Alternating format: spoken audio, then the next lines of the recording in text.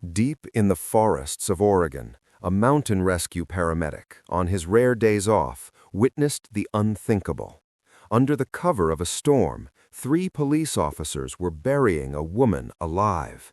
They thought no one was watching, but they were wrong, for his faithful horse, Bento, stood by his side, as motionless as an ebony statue. Elias Thorne made a choice. He wasn't just going to provide aid, he was going to prevent an execution. Before we begin, tell us where you are watching from, and if this story touches your heart, please subscribe for more. The relentless rain of the Pacific Northwest offered no mercy. The water fell like a curtain of steel needles, soaking the ancestral earth of Blackwood Ridge. For Elias Thorne, this was simply work weather. He was a man who seemed carved from granite, 6'4" tall with a dense frame and muscles molded by years of carrying heavy stretchers and oxygen gear over impossible terrain. His resting heart rate was lower than most people's while sleeping. He was an elite paramedic trained for chaos. Beside him was Bento, a stallion of dark coat and imposing stature.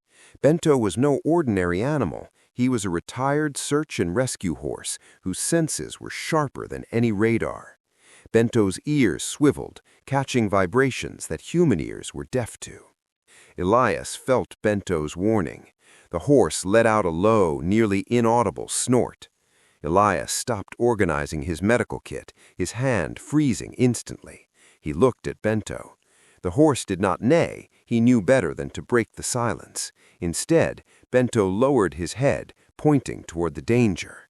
"Show me," Elias whispered. They moved together like a pair of ghosts. Elias guided Bento by the reins with surgical precision, avoiding dry branches. As they reached the crest of a ridge, the darkness was torn apart by the halogen headlights of a cruiser. 3 men in sheriff's uniforms were digging a hole. Deputy Deke, a man with a thick neck and a cruel smile, kicked a bundle on the ground. A faint groan echoed. Elias felt a cold fury. As a paramedic, his oath was to save lives, and he was watching officers try to take one. The victim was Clara Vance, a journalist whose red hair was matted with mud and blood. "Dig faster," Deke roared. "Drag her in. I'm tired of waiting." As the officers grabbed Clara to throw her into the pit, Elias did not hesitate. He touched Bento's flank, a silent command. The horse surged forward like silent thunder down the slope. At the same moment, Elias leaped into the clearing. Bento struck the first officer with his chest, knocking him down like a bowling pin. The impact of a half-ton horse was devastating. In the chaos, the second officer tried to draw his weapon, but Elias was faster. With the precision of one who knows every nerve and tendon, he delivered a palm strike to the man's chin, knocking him out instantly. Elias turned to Deke. The sheriff pulled his gun, but Bento let out a loud neigh and reared up, his front hooves slicing the air inches from Deke's face. Panic paralyzed the corrupt official. Elias seized the distraction, grabbed Deke's wrist, and applied an immobilization maneuver that displaced the attacker's shoulder with a dry crack. "I am a paramedic, and today no one dies here, except your career." Elias knelt beside Clara.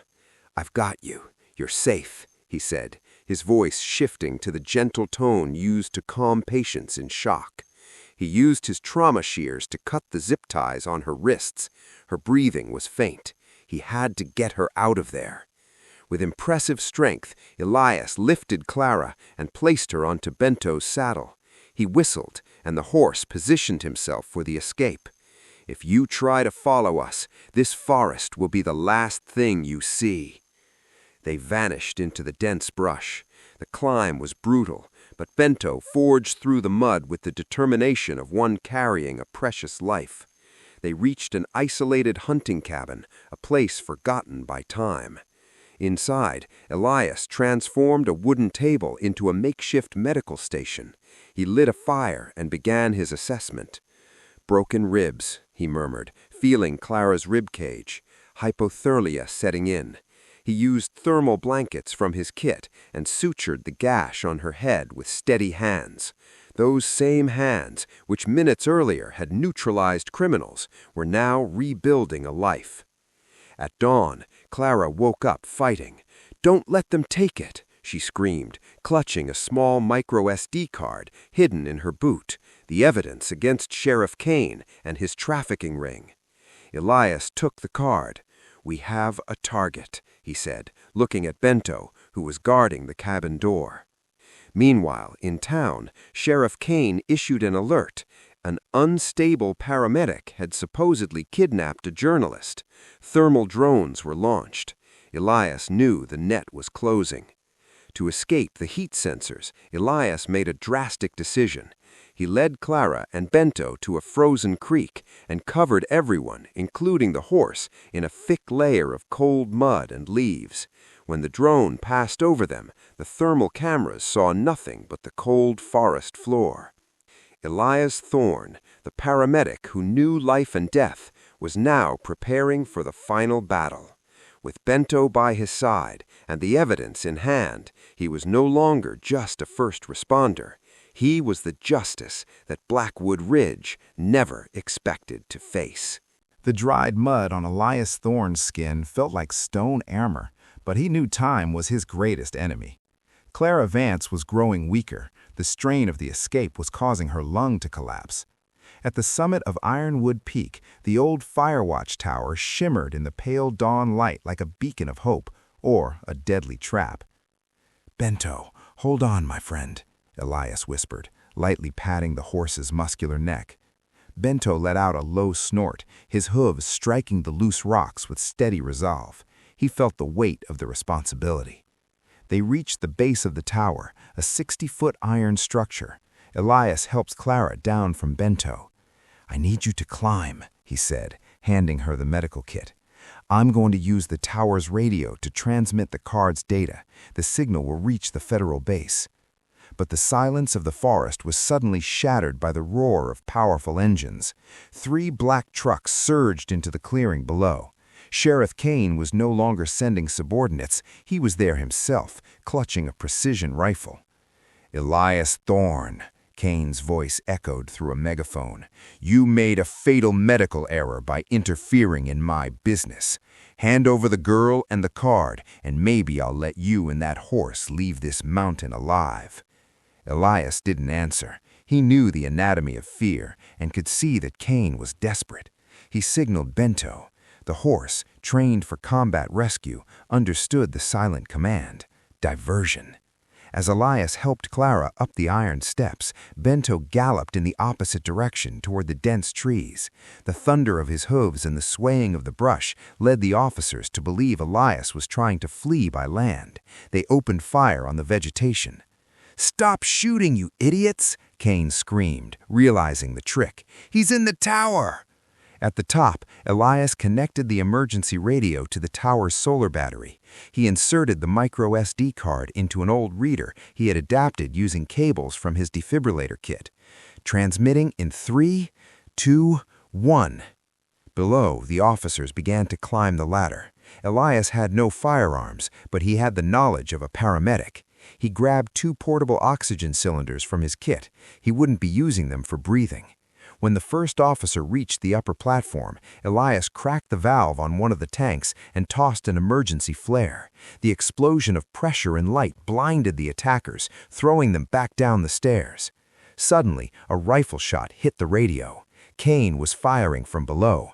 "It's over, Thorne," the sheriff shouted, climbing the steps with a murderous look in his eyes. Clara wept, believing it was the end, but Elias looked toward the forest and gave a sharp, long whistle. From the trees, Bento emerged like a black bolt of lightning. The horse didn't flee, he flanked the police trucks.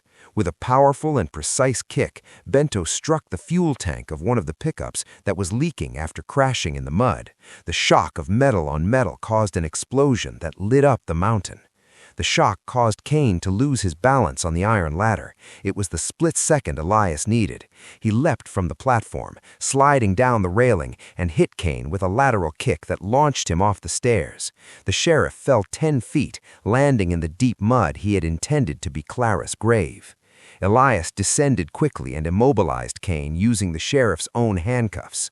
"You said I made a medical error," Elias said, wiping blood from his face. "My diagnosis for you is short. Karma." The thumping of helicopters began to shake the air. They weren't Kane's drones. They were National Guard Blackhawks. The signal, though interrupted by the shot, had sent enough coordinates and the first files of the corruption scheme. Clara was moved to a real stretcher, but before entering the helicopter, she gripped Elias's hand. "You saved more than a life today, Elias. You saved this state." Elias didn't take the credit alone. He walked over to Bento, who was panting but victorious. He pressed his forehead against the horses. "Good work, partner. Let's go home." Broderick Kane was taken into federal custody, facing life in prison. Elias Thorne returned to his quiet life, but now everyone in Blackwood Ridge knew. If you plan evil in those woods, pray you don't cross paths with the paramedic and his black horse.